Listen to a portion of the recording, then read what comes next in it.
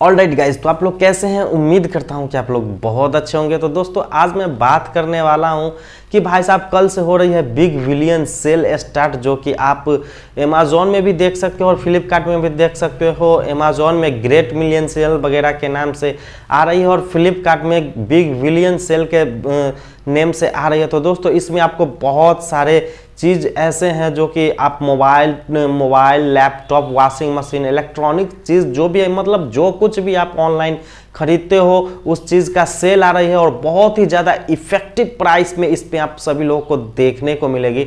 तो आज मैं इसी के ऊपर बात करने वाला हूं कि आपको स्मार्टफोन अगर आप भी चाहते हैं कि लेना, तो भाई साहब ये जो है यहाँ पे बहुत ही लिमिटेड स्टॉक होती है। तो बहुत ही लिमिटेड स्टॉक होती है। अगर आप चाहते हैं कि अगर 15,000 का फ़ोन है, अगर वो आपको 12,000 में मिल जाए तो यहाँ पे डेफिनेटली मिलने वाली है। तो भाई साहब वहाँ से जाकर के आप खरीद सकते हो, जो कि कल से ही स्टार्ट हो रही है। तो ये बहुत अच्छी बात है। और साथ ही साथ अगर आपके पास एक पुराना फ़ोन है तो भाई साहब उसका भी बहुत ही अच्छा खासा प्राइस आपको देखने को मिल जाता है, जो कि आपको एक्सचेंज में मिल जाती है और बहुत ही कम पैसे में आप एक न्यू स्मार्टफोन 5G ले सकते हैं।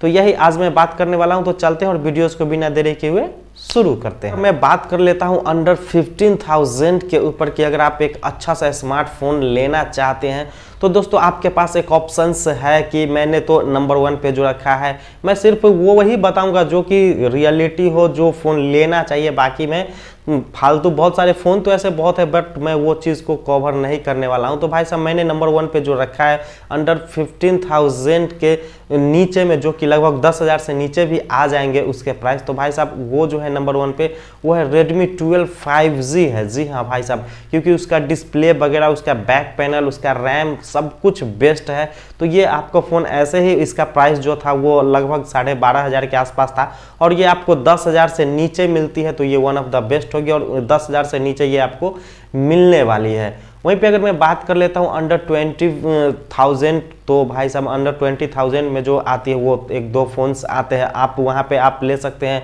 T2 Pro, जिसका परफॉर्मेंस और बैक पैनल सब कुछ उसमें दिया गया, उसका कैमरा OIS का सपोर्ट दिया गया है।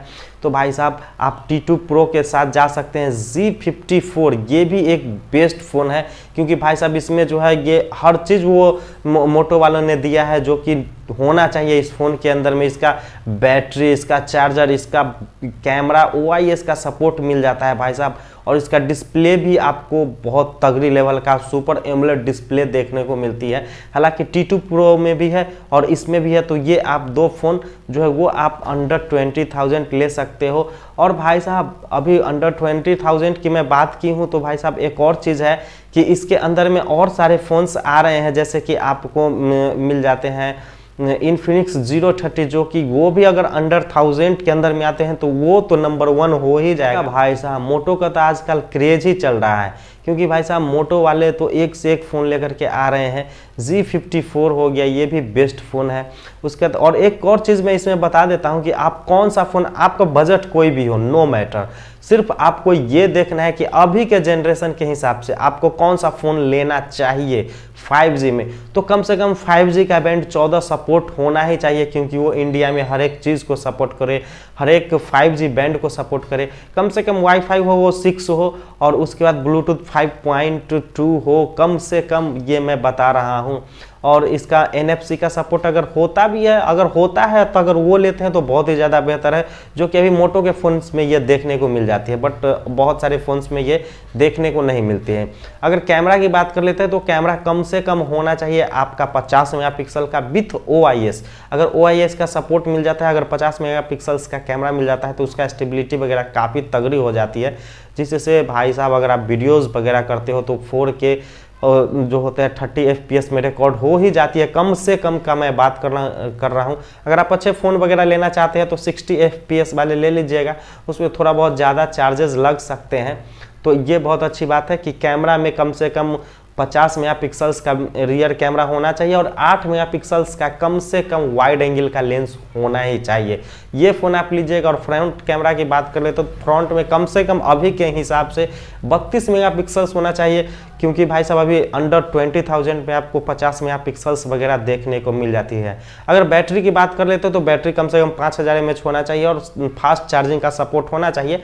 कम से कम 33 वाट से ऊपर का होना चाहिए, जो कि 10,000 से 20,000 के बीच में भी आपको ये सब कुछ देखने को मिल जाती है। अगर परफॉर्मेंस की बात कर लेते तो भैया इसमें कम से कम जो है वो प्रोसेसर MediaTek का Dimensity कम से कम तो होना ही चाहिए 7200 प्लस होना चाहिए, या फिर स्नैपड्रैगन का 778G होना ही चाहिए।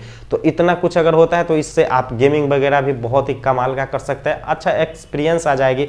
और अंततः स्कोर कम से कम 5 लाख से ऊपर होना चाहिए, तभी एक अच्छा स्कोरिंग कर पाओगे मल्टीटास्किंग के लिए। तो ये बहुत मैटर करता है कि आपका प्रोसेसर भी दमदार होना चाहिए, कम से कम MediaTek 7200 का होना ही चाहिए Dimensity। तो ये हो गया। और वहीं पे अगर मैं बात कर लेता हूँ भाई साहब इसकी कनेक्टिविटी की, तो मैंने ऑलरेडी बता दिया कि 14 बैंड होना ही चाहिए। कनेक्टिविटी के मामले में भी कोई प्रॉब्लम नहीं होनी चाहिए, क्योंकि बहुत सारे फ़ोन तो ठीक ठाक चलते हैं लेकिन बाद में कनेक्टिविटी का प्रॉब्लम हो जाती है।